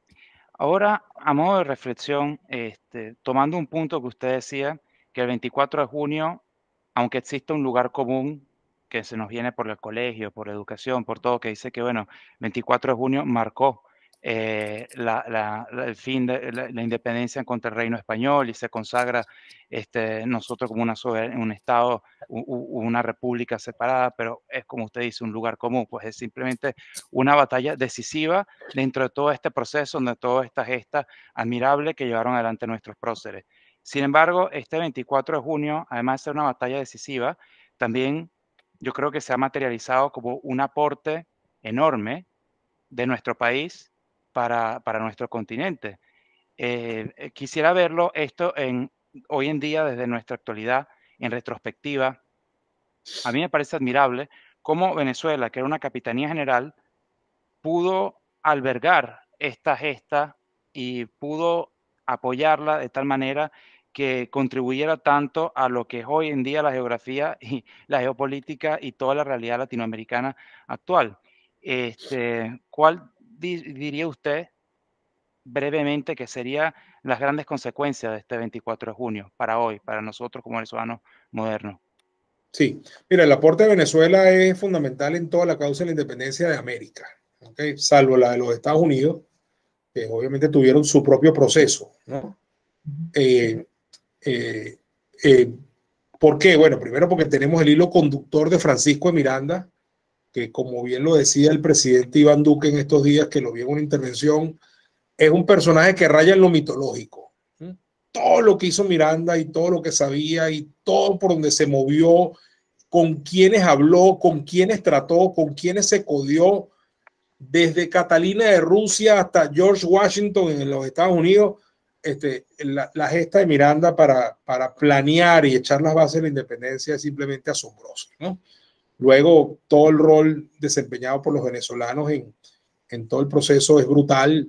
No solamente es porque aquí empezó todo el 19 de abril de 1810, sino porque además, bueno, esta tierra parió a Simón Bolívar, parió a José Antonio Páez, parió a Antonio José de Sucre, parió a Juan José Flores, parió a Juan José Rondón.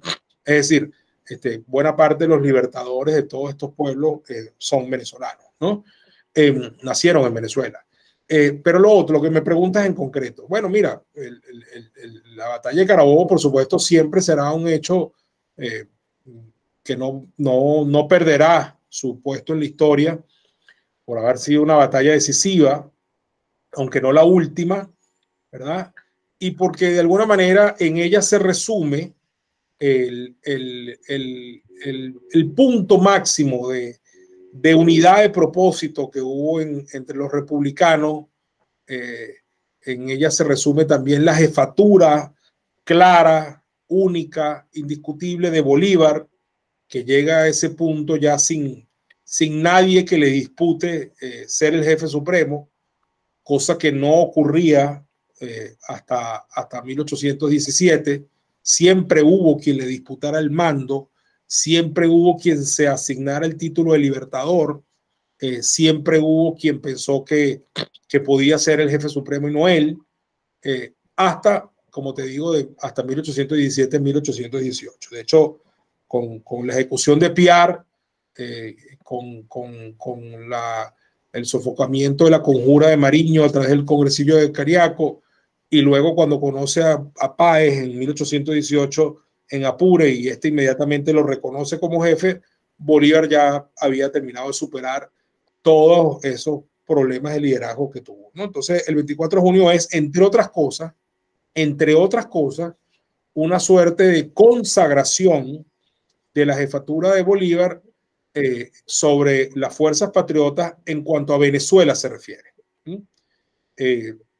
Ojo, sin dejar de reconocer cosas importantísimas, porque Bolívar no era ningún tonto, ¿no? Bolívar sabía muy bien, por ejemplo, el calibre de Páez, ¿no? Y puede ser que no lo haya tenido precisamente como un intelectual o algo así, que tampoco era carente de eso, ¿no? Páez llegó a desarrollar unas habilidades interesantísimas. A lo mejor no las tenía para el año 21, pero las tuvo después, lo cual quiere decir que era un hombre con un potencial increíble, un hombre que cantaba ópera, llegó a cantar ópera, a tocar piano, tocar violín. Llegó al máximo grado de la masonería venezolana, al grado 33 en cualquier orden masónica. Llegó a ser el primer gran comendador de la orden en Venezuela, a lo cual no llega cualquiera. Fue 3 veces presidente de la República. Es decir, Bolívar entendía perfectamente el potencial que tenía aquel hombre y no en balde lo designa general en jefe del ejército patriota en pleno campo de batalla, y además después, antes de irse, lo deja encargado del departamento de Venezuela. cosa que después es ratificado por el Congreso. Así que allí hay mucha tela que cortar con respecto a eso. Y bueno, en cuanto a su significación histórica, ya aclaramos que es la batalla más importante y más decisiva, mas no es la única ni es la última, ¿no? Porque hay que también entender que esto fue un proceso que tuvo sus altibajos. Fueron 11 años de guerra hasta Carabobo, y si le sumamos los 2 años seguidos, los 2 años adicionales en los que hubo guerra, pues entonces son 13 años de guerra seguidos, que no son ninguna tontería. Doctor Heredia, hay un punto que me pareció muy interesante sobre la trascendencia histórica de este 24 de junio, y es cuando usted menciona que se consagró aquella unidad patriota, aquella en que respetó la figura de Bolívar y la reconoce como voz de mando, pero allí vemos como todos los personajes, todos los próceres y todos los intereses se alinean en este objetivo común que era la gesta de independencia y lograr separarnos del dominio español. Aunque hay que cuidarse los paralelismos históricos, si nos transportamos a hoy en día, ¿usted cree que Venezuela, somos descendientes directos de aquella época, existe en Venezuela ese espíritu por la lucha, por la libertad, aunque ya no estamos dominados por un imperio como el español, pero cree usted que existe en Venezuela todavía eh, este nivel de unidad, de sentimiento, de lucha, por alcanzar una independencia o una libertad política hoy en día? Sí, fíjate qué interesante. Lo que me pregunta me parece importantísimo. Evidentemente son circunstancias históricas totalmente distintas. Nosotros no estamos ahorita luchando contra una corona, ni estamos en una gesta para crear una república, ¿no? Somos independientes de la corona de España desde 1821 o 23, como tú lo quieras ver, y también somos una república con sus altibajos desde 1811, si te quieres referir a ese antecedente, y de manera mucho más real desde 1830, que es la república como la tenemos hasta el sol de hoy. Ahora, la causa de la lucha por la libertad está vigente porque así como somos independientes de cualquier reino o corona, en realidad se nos ha generado una nueva dependencia, que más que dependencia es una suerte como de neocolonialismo o una conquista indirecta, porque estamos claramente dominados desde afuera en buena parte de las decisiones que se toman a nivel del grupo que controla el poder en el país, por básicamente el gobierno cubano, que lo predetermina y lo maneja casi que a su antojo, y además quienes controlan el poder han buscado aliarse con elementos, con países y con gobiernos que se manejan en la geopolítica internacional como grandes factores, como agentes imperialistas, ¿verdad? Lo que estamos viendo hoy de la agresión de Rusia contra Ucrania es claramente una agresión imperialista, ¿verdad? Donde Rusia intenta retomar territorios que en algún momento pertenecieron a la otrora Unión Soviética. Y bueno, eso por supuesto nos plantea a nosotros una lucha permanente por la libertad en la cual hemos estado imbuidos en los últimos 20 y pico de años, ¿no? Insisto, las circunstancias son distintas, pero la lucha por la libertad de alguna manera es la misma, porque hay muchas formas de no tener libertad. En aquel momento era porque estábamos subyugados a una corona que la empezamos a ver de repente como extranjera, como que no nos sentíamos hijos de España y queríamos luchar por nuestra propia autonomía y tomar nosotros nuestras propias decisiones, etcétera, y que el poder político real estuviese en manos de criollos y no en manos de la llamada madre patria. Hoy en día el tipo de lucha por la libertad que tenemos planteada es otra, pero es una lucha por la libertad.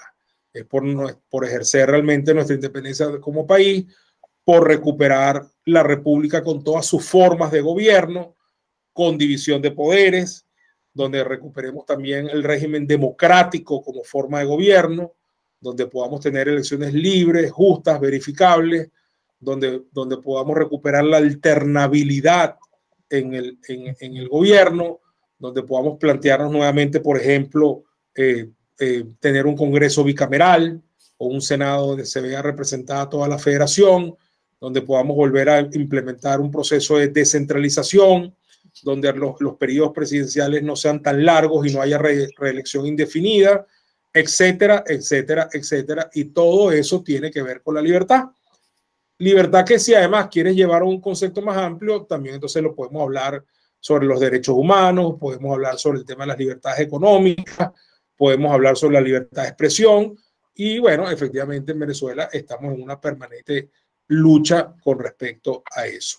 Y para conectar esto con el tema de la unidad patriota en Carabobo, nos hace falta, sin duda alguna, que por un método democrático, sin tener que fusilar a nadie, ni que haya cosas como las que ocurrieron en aquel momento, pueda haber un proceso donde elijamos entre todos a quien nos represente, a esa figura que Bolívar encarnó como jefe único. Nosotros necesitamos un líder unificador que sea lo más democráticamente electo posible. Ahí está la idea de la primaria sobre la mesa, ¿verdad?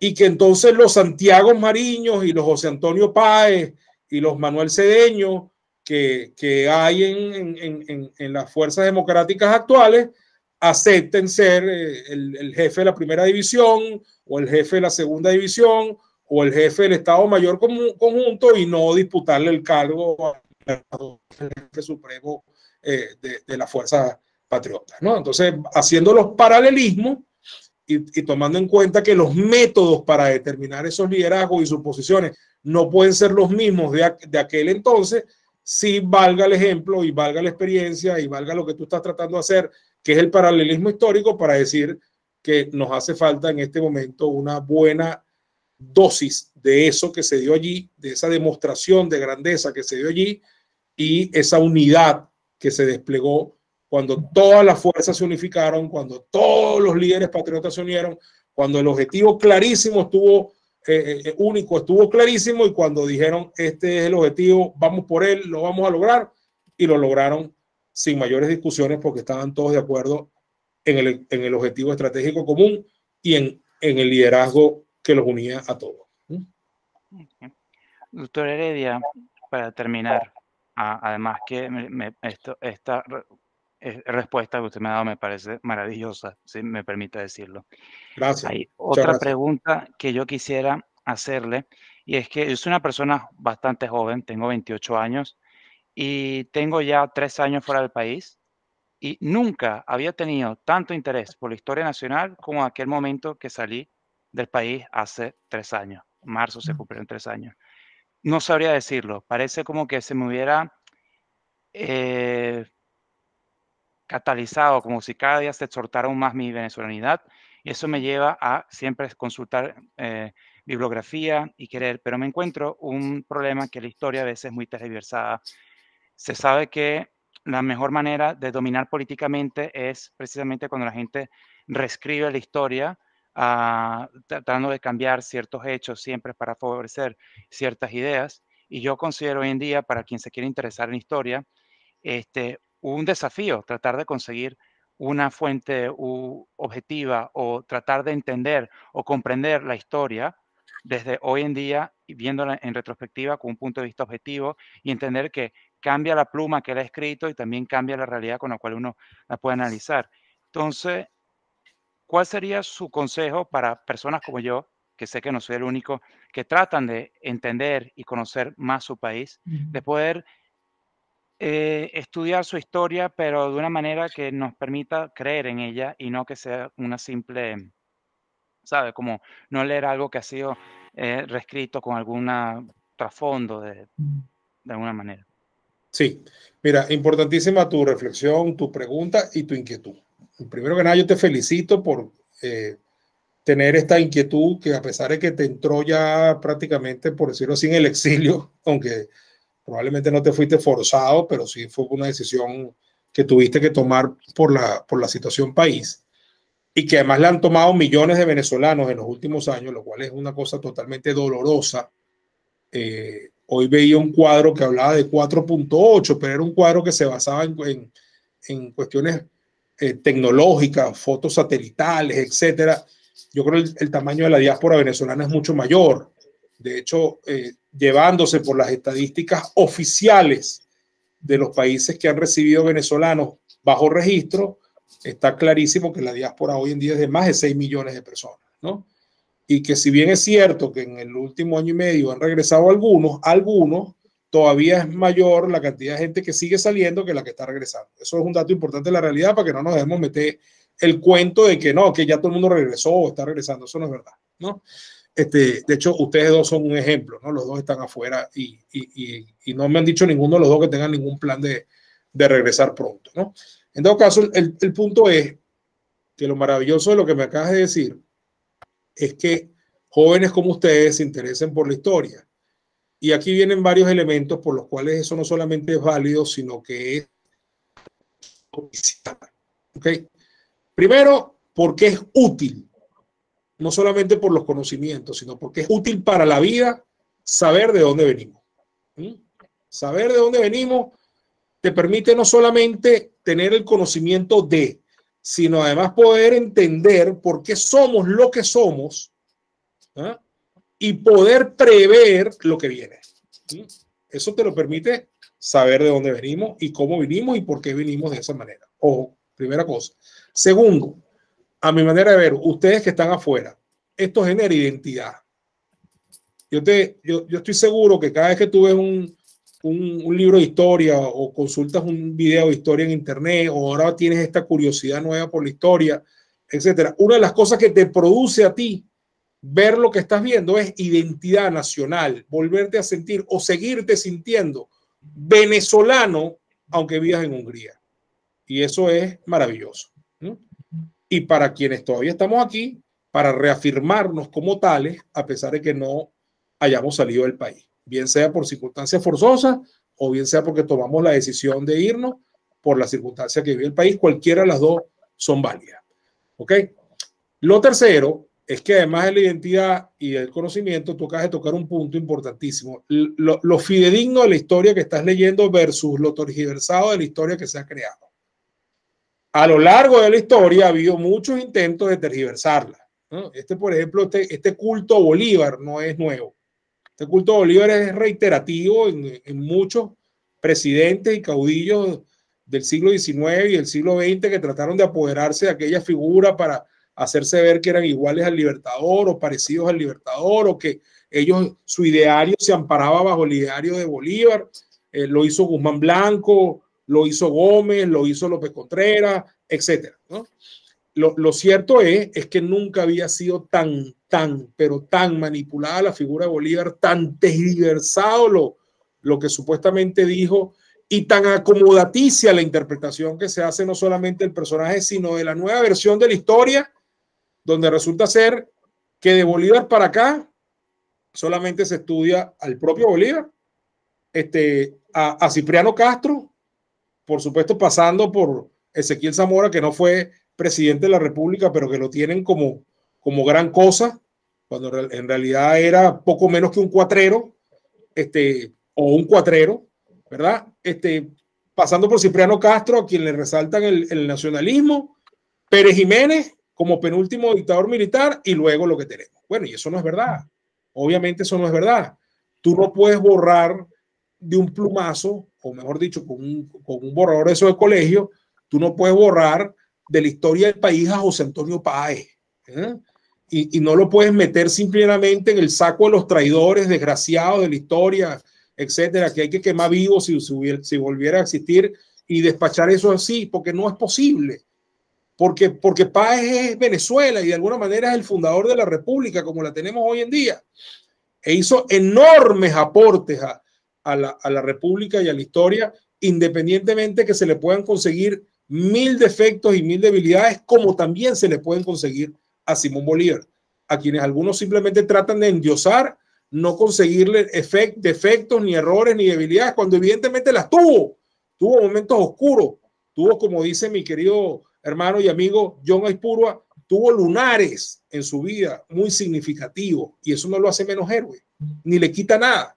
Y bueno, igual es Páez. Páez tuvo sus lunares, tuvo sus errores, tuvo sus debilidades, pero nadie puede quitarle a Páez el peso específico ante la historia. Tú no puedes borrar de un plumazo a Rómulo Betancourt. No lo puedes borrar de un plumazo, porque es que Rómulo Betancourt dejó en este país una huella indeleble.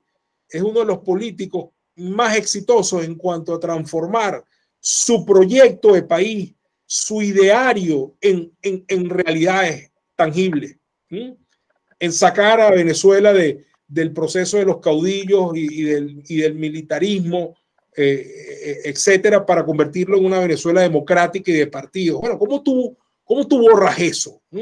No puedes, ni a Rómulo Betancourt ni a todo el liderazgo de la época que lo acompañó en eso, ¿no?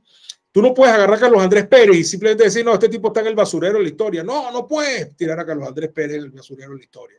Porque Carlos Andrés Pérez es un legado aquí extraordinario como presidente, como estadista, como demócrata, etcétera. Sigue siendo súper polémico. Podemos hablar de él 5 horas, pero no lo puedes tirar en el basurero de la historia. Entonces, muy importante lo que acabas de decir. No podemos, tenemos que interesarnos por la historia, pero además tenemos que interesarnos por la verdadera historia. Y entonces yo ahí te digo, hay que tener cuidado con las fuentes que uno consulta, ¿no? Hay historiadores sumamente serios para leer la historia tradicional de Venezuela.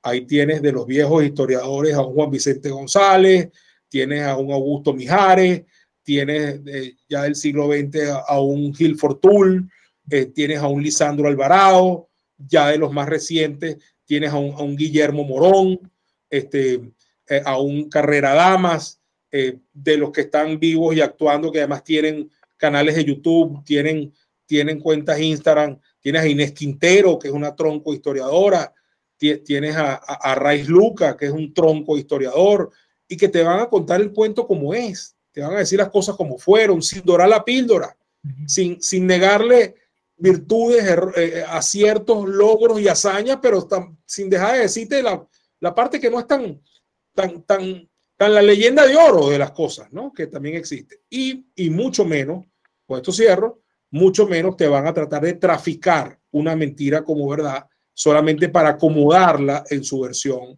de la historia, ¿no? Entonces, desde este punto de vista, creo que es importantísimo la fuente que se consulta y la seriedad de quien está transmitiendo el mensaje y el capítulo que haya que estudiar en un momento determinado. Es así, compartiendo con lo que mencionó Daniel al principio de su pregunta, realmente desde que salí de Venezuela, desde que estoy aquí tan lejos de casa, digamos, sí he sentido que mi espíritu venezolano ha estado más alto que nunca en todos los años que estuve en el país. Y realmente sí es una lástima ver cómo la historia de Venezuela se ha utilizado ya como una herramienta política, o partes de la historia de Venezuela se han utilizado como una herramienta política y no como un contexto, como una muestra de la evolución de un país. Profesor Heredia, hemos estado encantados con su participación aquí. Realmente siento que, bueno, vamos a quedar corto de tiempo porque realmente la independencia de Venezuela es algo muy, muy, muy largo, pero no quisiera continuar sin antes darle la oportunidad a usted de nos hable de su canal de YouTube, hablemos de historia de Venezuela. Aquí por favor, le doy la palabra para que invite a nuestros oyentes, a las personas que nos están viendo, de qué se trata su canal. Sí, bueno, muchas gracias por eso. Mira, por cierto, el riesgo que uno corre cuando empieza a hablar de personas con nombre y apellido, ¿no? Que siempre se te quedan gente por fuera, ¿no? Yo me puse a anunciar a toda esta gente, pocos historiadores, y no mencioné, por ejemplo, a gente de la talla como Ramón J. Velázquez, que le hizo tantos aportes al estudio de la historia venezolana, a Jacopini Zárraga, por ejemplo, ¿no? que fueron fundamentales, a Ciso Martínez con sus grandes obras de historia, ¿no? A González Guinán, que por cierto una vez le preguntaron a Betancourt que había que tener para ser presidente de la República, y una de las cosas que le dijo, que se le preguntó, que se tenía que leer los 12 tomos de la historia de González Guinán. que no son ningún cuento de hadas, pues son una cosa más o menos densa, ¿no? Por no decir pesada, pero obviamente la historia de González Guinán es importantísima. Y así, ¿no? Pero bueno, ya respondiendo a lo tuyo, nosotros tenemos un modesto aporte a este intento, a esta tarea de difundir la historia. Comenzamos como un chat de WhatsApp, imagínate tú, un grupo chiquitico de amigos, de 17 personas apenas, amigos que nos une la vida, no teníamos ni siquiera un interés particularísimo, sino simplemente amigos de la vida. Y por ahí alguien que lamentablemente ya se nos fue, Roviro Terán, una gran persona, un gran rotario y un gran masón, mandaba todos los días unas efemérides, ¿no? Entonces, cuando empezó la pandemia y empezamos a quedarnos más tiempo en casa, a mí me dio por agarrar las efemérides de Roviro y mandarle un audio a todo el mundo sobre algunas de las efemérides del día, ¿no? Por ejemplo, hoy 4 de junio es el día del asesinato del Mariscal Sucre, ¿no? Y así entonces seguía con todas las efemérides de ese día. Entonces agarraba esta, mira, el Mariscal Sucre, sí, lo mataron hoy. Acuérdense que fue la selva de Berruecos, al sur de Colombia, yendo para su casa en Ecuador, donde se iba a encontrar con su esposa y su pequeña hija, y el que estuvo detrás de esto fue fulanito tal, y el que le dio el tiro en el pecho mortal fue el coronel tal, y tal, y por ahí me iba y echaba el cuento del asesinato de Sucre, ¿no? Y entonces de repente en el chat empezaron a decir, mira, pero ¿por qué no sacamos esto de aquí? Esto es así como que un acto muy mezquino de nuestra parte quedarnos con esto, vamos a compartir esto con otra gente, ¿no? Entonces Roviro empezó a mandarle las efemérides y mis comentarios a alguna gente. Y hubo un buen feedback, y entonces decidimos empezar a montar eso en Instagram. Y el formato original es un audio grabado en WhatsApp con una imagen que tiene que ver con el tema, ¿no? Por ejemplo, el asesinato de Sucre, entonces el cuadro famoso de Sucre tirado ahí, el caballo huyendo y él tirado ya en el piso muerto y tal, eso, ¿no? Eso evolucionó a un audio con varias imágenes de fondo y finalmente evolucionó a video, y de un video que era un monólogo donde yo echaba el cuento de algo, primero muy corto, 3, 4 minutos, después pasamos a una cosa un poquito más larga, 10, 15 minutos, pasó a ser lo que es hoy en día, donde nos tomamos todo el tiempo que haga falta, invitamos gente, tenemos conversaciones, hemos tenido conversaciones con Gustavo Tarre sobre el 23 de enero, con Ovidio Aguilar sobre Francisco de Miranda, con Pedro Benítez sobre el 19 de abril y el 5 de julio, con Miguel Rodríguez acabamos de hablar sobre Carlos Andrés Pérez y el Gran Viraje, etcétera. Hay muchas personas que hemos tenido allí, tenemos unas conversaciones excelentes, hablamos de un tema de historia, lo desarrollamos y creemos estar haciendo un modesto aporte a la difusión de la verdadera historia a través de ese canal de YouTube que se llama Hablemos de Historia Venezuela, Venezuela abreviada BZLA, que gracias a Dios ha tenido apoyo de la gente. Ya vamos llegando casi a los 4.000 suscriptores y llevamos más de 15.000 horas de transmisión efectiva certificadas por el propio YouTube, lo cual pues ya te hace estar, pues, por decirlo así, en otro escalón, ¿no? Rumbo hacia lo que pretendemos, que es llegar masivamente a mucha gente para difundir la historia de Venezuela. Y bueno, aprovecho para darle las gracias a ustedes por esta oportunidad, porque esto que estamos hoy aquí grabando no solamente va a ser difundido en las tertulias venezolanas en Hungría por obra de ustedes, sino que han tenido bien que este material sea compartido y también será un programa especial de la serie Hablemos de Historia de Venezuela, lo cual les agradezco profundamente. El placer es nuestro, doctor Heredia, por tenerlo aquí, por habernos brindado su tiempo para hacer esta presentación, este conversatorio sobre el 24 de junio. En la descripción del video va a estar el link que va a llevar a su canal, el de Hablemos Historia de BZLA Venezuela, va a estar allí en la descripción para que la gente pueda acceder. A modo de conclusión, además de expresarle todo nuestro agradecimiento por haberlo tenido aquí y nuestro placer, también quiero hacer una reflexión a todos los venezolanos, sin importar si están en el país, si se encuentran fuera del mismo. Conocer la historia de nuestro país es fundamental. No solamente es fundamental para construir nuestra identidad, para reafirmarla, para agarrarle cariño, aprecio y orgullo a nuestro gentilicio, sino también para que podamos construir un mejor país. Un mejor país se construye cuando las personas tienen un conocimiento de todos los aciertos y los errores que nos han llevado a donde estamos hoy y podamos como sociedad, como colectivo, como gentilicio, unirnos en un objetivo que es construir un país que no vuelva a cometer los errores que ha cometido antes, sino que busque redimirse, que busque superarse y que busque construir un país donde podamos estar todos presentes de ahora en adelante. Así que yo, como joven, como venezolano, considero fundamental para todos nosotros que tengamos un conocimiento de la historia. La historia no es algo que uno deba tenerle animaversión, no es una materia del colegio que puede haber sido aburrida, todo lo contrario. La historia de nuestro país es nuestra identidad. Cada uno de nosotros, en nuestra individualidad, es un reflejo de nuestra nación, de toda nuestra cultura. Así que la historia es por sí la expresión de nuestra cultura, de nuestra identidad. Así que yo invito a todas las personas que tomen interés por nuestro país, tomen interés por todo lo que ha pasado, por todo lo que vivimos, porque es la única manera que podamos tener una conciencia ciudadana y que podamos, cuando el tiempo lo permite y cuando nosotros mismos, los venezolanos, nos los permitamos, de dejar de hablar del país que pudo ser y finalmente emprendamos la gesta que nos permita ser el país que queremos y el país que puede verdaderamente llegar a ser. Así que en nombre de la Asociación de Venezolanos en Hungría, les agradezco a todos haberse conectado a ver a este especial y bueno, expreso de nuevo mi agradecimiento a usted, doctor Heredia, y a ti, Mauricio, por estar siempre conmigo colaborando en esta tertulia. Muy bien. Muchas gracias a todos. Mauricio, Daniel, nuevamente gracias. No quiero dejar de mencionar a alguien que fue quien me contactó, que fue María Beatriz Rosell, compañera de ustedes allí en Hungría, y que buscó mi contacto a través de su padre, un gran amigo, un gran venezolano, el doctor Jorge Rosell, gran jurista, penalista, ex magistrado de la Corte Suprema de Justicia en su momento, y una persona que realmente merece todo mi aprecio, mi reconocimiento y mi respeto. Así que gracias al doctor Rosell por haber hecho el contacto, gracias a María Beatriz por haberlo concretado y gracias a ustedes por esta magnífica oportunidad. De verdad que se lo agradezco. Hasta la próxima, ¿eh? Que esté muy bien. Hasta la próxima. Muchas gracias a ustedes. Hasta la próxima.